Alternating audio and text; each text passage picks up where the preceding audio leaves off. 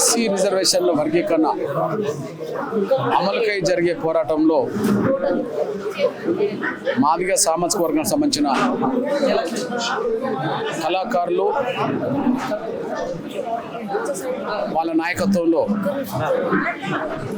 ఫిబ్రవరి 3న 1000 గొంతుల పాట 1,00,000 డప్పుల మాదిగ గుండె చప్పుళ్ళు అనే పేరుతో ఒక మహత్తరమైన కార్యక్రమానికి హైదరాబాద్లో శ్రీకారం చుట్టబోతున్నాను.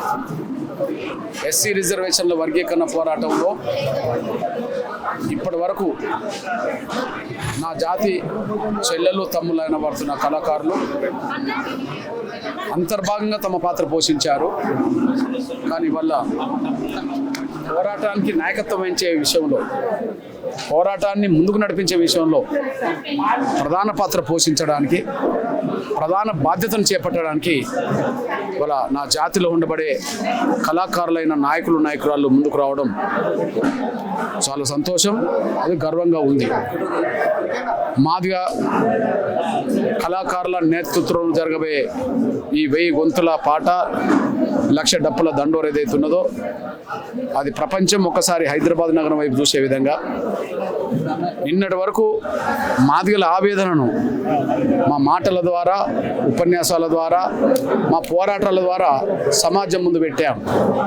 కానీ మా ఆకాంక్షను, మా ఆవేదనను ఇప్పుడు మా పాటల ద్వారా, మా 1,00,000 డప్పుల దండోర కార్యక్రమం ద్వారా మేము మా ఆకాంక్షను చాటబోతున్నాం. దీనికి మాదిగా కళాకారులందరూ ఈ నెల రోజుల పాటు జరిగే ప్రయత్నంలో గ్రామానికి తిరిగి మన డప్పులను సమీకరించే విషయంలో, మన కళాకారులను సమీకరించే విషయంలో ప్రధాన పాత్ర పోషించాలని, అదే సమయంలో అన్ని ప్రజా సంఘాలకు, కుల సంఘాలకు, రాజకీయ పక్షాలకు కూడా కళా సాంస్కృతిక సంఘాలు ఉన్నాయి.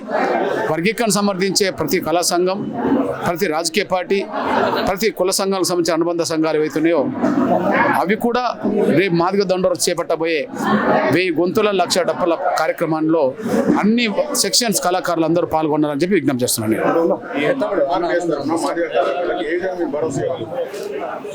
తప్పకుండా ముందుగా మా మాదిగ కళాకారులు ఒకవైపు జాతి యుద్ధం జరుగుతున్న సమయంలో యుద్ధంలో ప్రధాన పాత్ర పోషించకపోయినా సమాజానికి ఉపయోగపడే విధంగా, వివిధ రాజకీయ పార్టీలకు ఉపయోగపడే విధంగా వాళ్ళ ఆట పాట ఉపయోగపడ్డది, వాళ్ళ డప్పు ఉపయోగపడ్డది.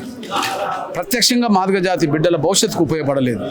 కానీ రేపు జరగబోయే ప్రయత్నంలో ఏ కళాకారులు అయితే ఉన్నారో, ఏ కళా నాయకులు వెళ్తున్నారో ముందు వర్గీకరణ సాధిస్తే ముందు వాళ్ళ పిల్లల భవిష్యత్తుకు ఉపయోగపడుతుంది, వాళ్ళ చదువులు ముందుకు సాగడానికి ఉపయోగపడుతుంది, వాళ్ళ ఉద్యోగాలు సాధించడానికి ఉపయోగపడుతుంది, ఆర్థికంగా రాజకీయంగా ఎదగడానికి ఉపయోగపడుతుంది.